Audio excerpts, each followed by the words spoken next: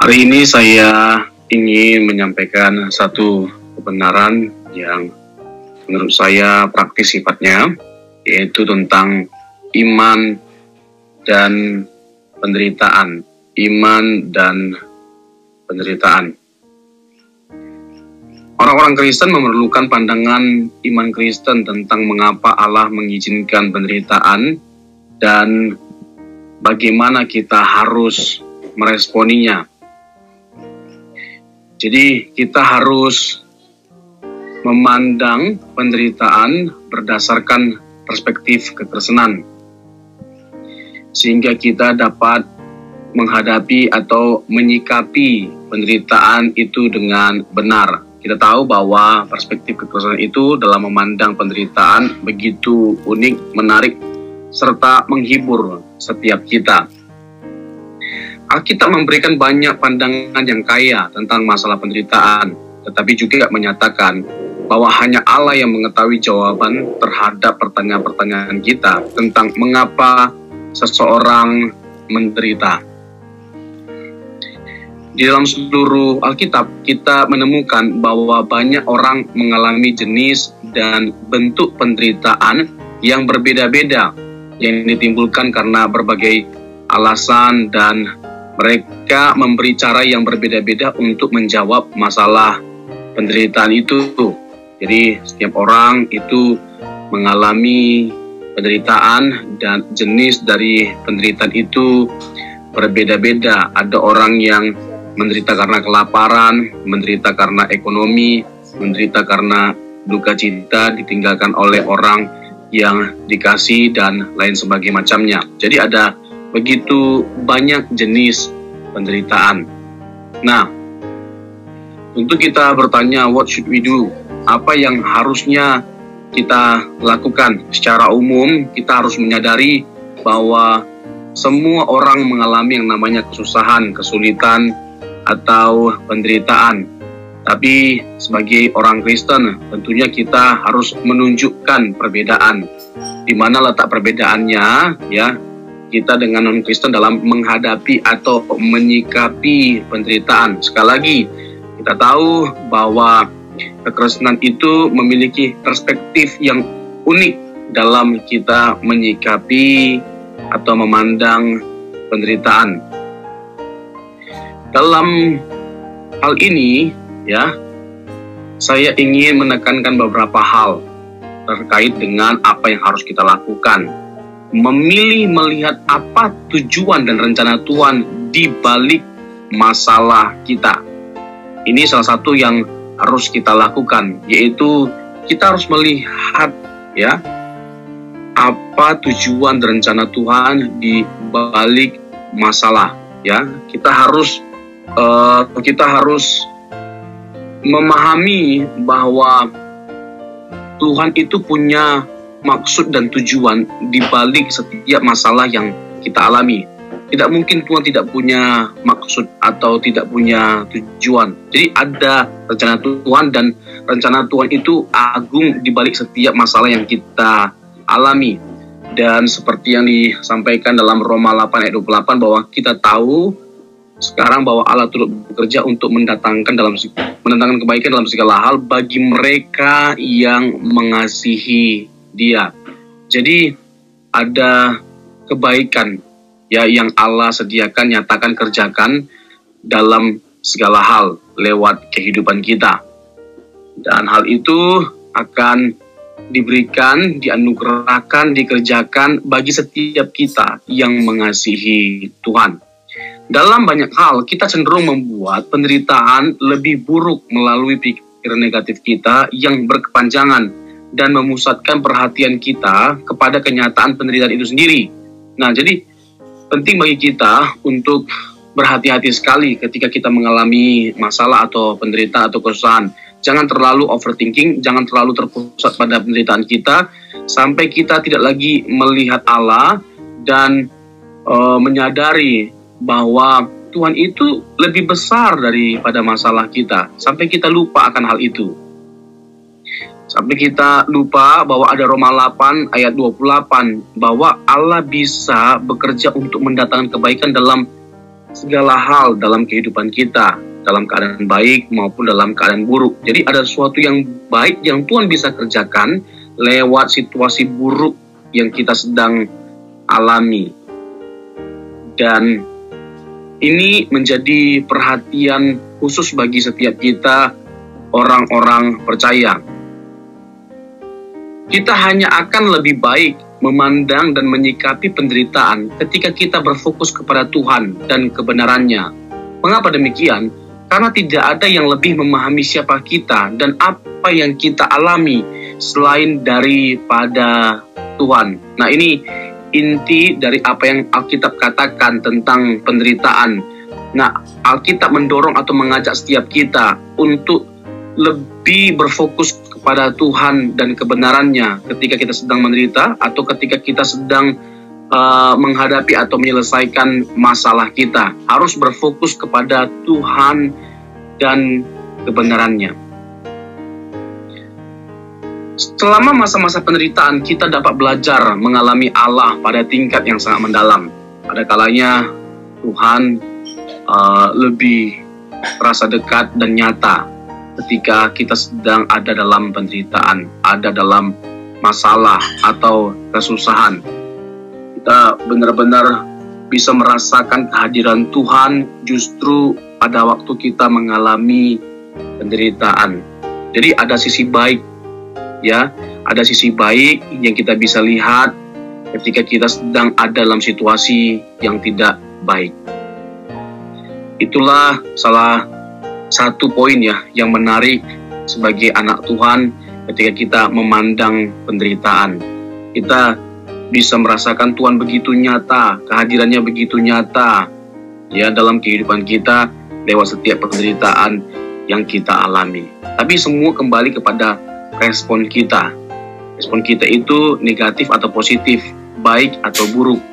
Kalau respon kita positif, kita akan mendapatkan atau memetik pelajaran ya dari setiap situasi buruk yang kita alami, seperti yang ditunjukkan oleh Ayub.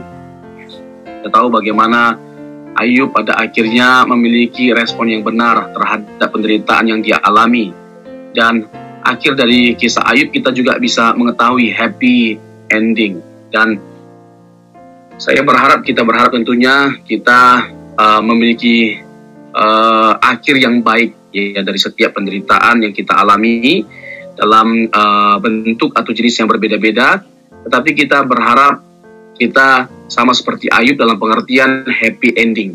Ya mungkin kita tidak mengalami ya penderitaan seperti yang dialami oleh Ayub, tapi kiranya kita ya mengakhiri penderitaan kita, menyelesaikan penderitaan kita seperti Ayub, yaitu dengan baik.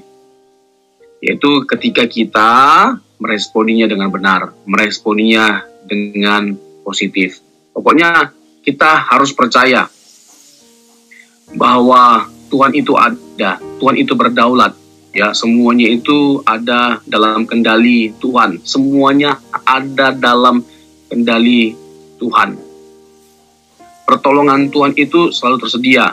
Pertolongan Tuhan itu beragam bentuknya. Tidak selalu melalui mujizat atau hal-hal yang bersifat supranatural. Kita diberikan kekuatan untuk bisa menanggung beban hidup kita. Itu juga merupakan pertolongan, bentuk pertolongan daripada Tuhan.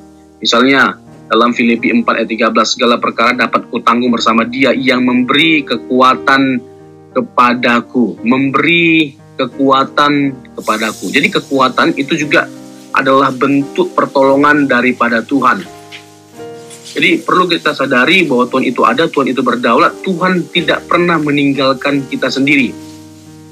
Dan jangan pernah tidak melibatkan Tuhan. Jangan pernah tidak menyertakan Tuhan dalam segala hal kehidupan kita, secara khusus dalam penderitaan.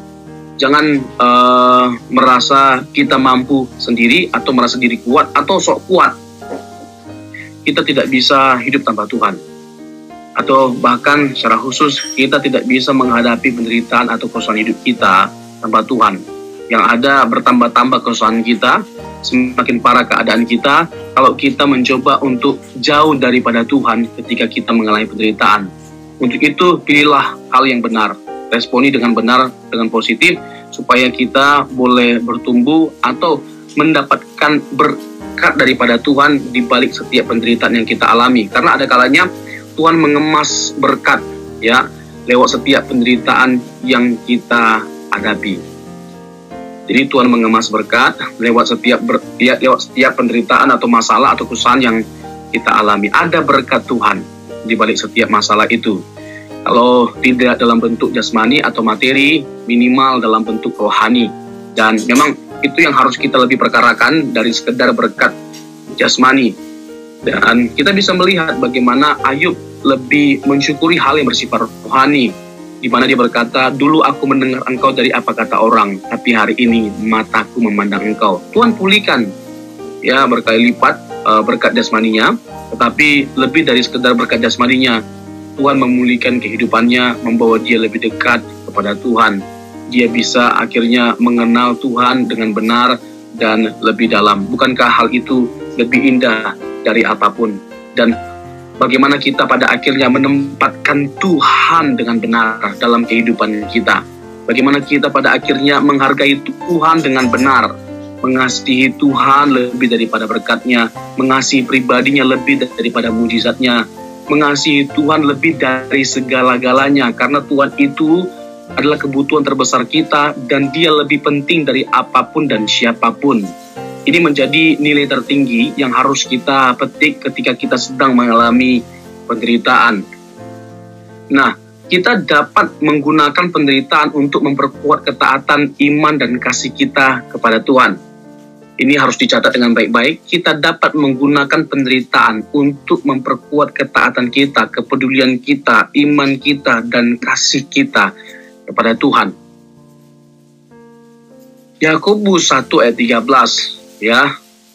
Di sana ditegaskan bahwa pencobaan itu tidak datang dari Tuhan dan Tuhan tidak memberikan dirinya untuk dicobai dan Tuhan juga tidak mencobai. Jadi penderitaan itu Tuhan izinkan terjadi dalam kehidupan kita, tujuannya bukan untuk menghancurkan setiap kita, tapi untuk kita bisa menunjukkan cinta kasih kita kepada Tuhan, iman kita, percaya kita kepada Tuhan, ketaatan kita kepada Tuhan. Kita mau tunjukkan kepada Tuhan bahwa iman kita tidak berubah, ketaatan kita tidak berubah ketika kita sedang mengalami yang namanya kesusahan atau penderitaan. Jadi tidak bergeser sedikit pun kita daripada Tuhan ketika sedang mengalami yang namanya penderitaan. Jadi ketika kita sedang ada dalam masalah, kita harus ingat kebenaran ini, bahwa Tuhan tidak sedang menghancurkan setiap kita lewat masalah itu. Tapi itu adalah kesempatan bagi kita untuk menunjukkan jati diri kita, siapa kita di hadapan Tuhan.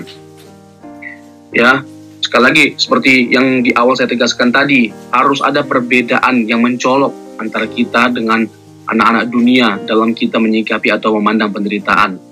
Tidak mudah kita menyerah, tidak gampang kita putus asa, dan percaya bahwa Tuhan selalu menyertai kita. Jangan pernah merasa sendiri, dan jangan juga sendiri dalam menghadapi semuanya. Kita tidak mampu tanpa Tuhan, dan sertakan Tuhan dalam segala hal.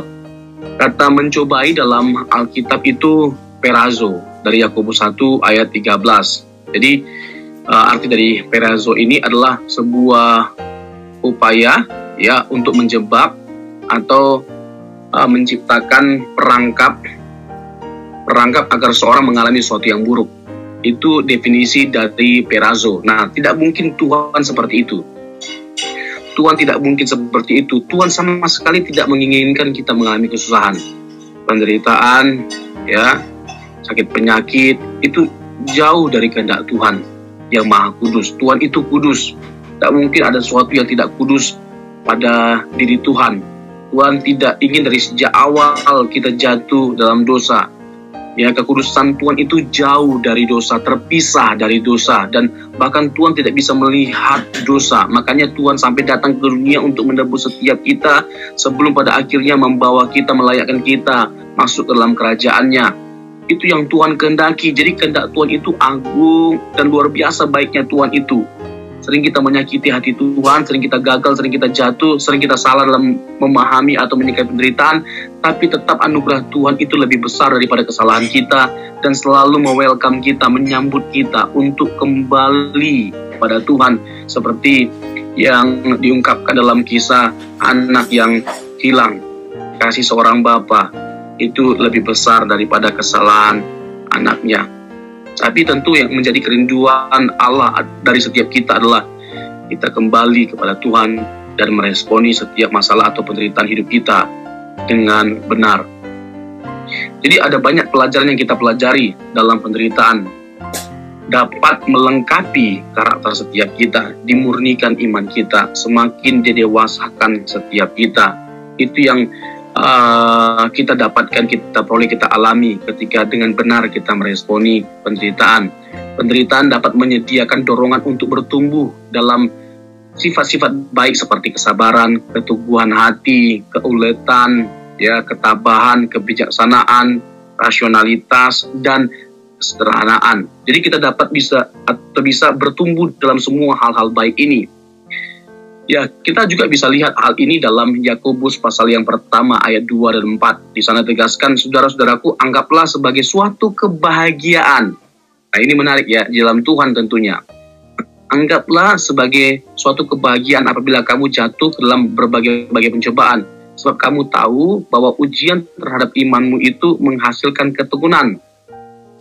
Dan biarlah ketekunan itu memperoleh buah yang matang, supaya kamu menjadi sempurna dan utuh dan tak kekurangan suatu apapun. Penderitaan menghasilkan ketekunan, kesabaran, karakter, dan pengharapan. Roma pasal yang kelima ayat 3-5, 1 Petrus 5 ayat 10. Dalam penderitaan Allah mengajar setiap kita untuk bertekun dan menjadi sensitif terhadap kebutuhan orang-orang lain. Yakobus 1 ayat 2-4, Matius 25 ayat 35-36. Jadi jawaban dari setiap penderitaan kita itu hanya ada pada Tuhan. Jawaban dari setiap penderitaan kita itu hanya ada pada Tuhan. Dan tidak ada yang lebih mengenal kita selain daripada Tuhan.